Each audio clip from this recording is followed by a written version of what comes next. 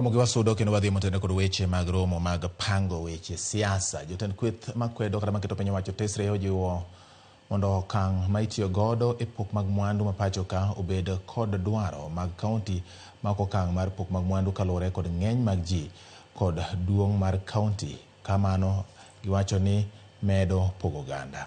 Jotelogo bende dwaro mondo report komiti mar NADCO okete tim ka gimedo kwedo paro mar chik ma higani ma giwacho ni medo jopiny osigo kaluwore kod nengo mamalo mag ngima mosebedo ka idho e pacho ka. Dani winjeni kaka wechegi obedo e kinde mar romono timore kata sama ne jotelo twak thuolo machuok mokalo. Very pleased to be here today as the DAP team. And as you know, today is our national prayer breakfast day. And we want to thank the leadership of Parliament and all our church leaders for bringing the country together in prayer. And indeed, our country needs prayers. When you look at what is happening, the public outcry over the rising taxes, the rising cost of living, the outcry is across the board. We also have families that have been displaced, whether it's in Mathare, Kariobangi, or as we gather together as a country to pray together.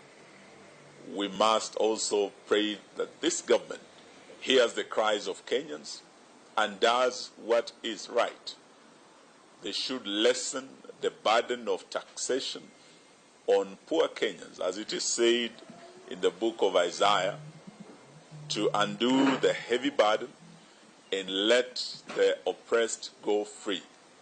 Today, as we speak, very, very many Kenyans are oppressed by the increasingly high taxes. Last year in the Finance Bill 2023, we saw doubling of VAT on fuel. In the 2024 Finance Bill, we are seeing again a rising of VAT on essential commodities like bread.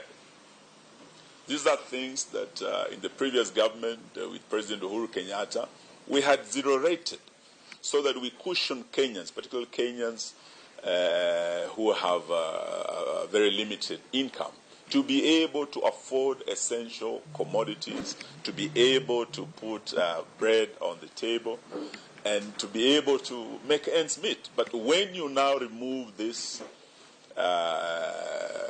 measures that have been put in place to cushion ordinary Kenyans from the harsh economic realities, then they are left at the mercy of Zakai and his high taxes.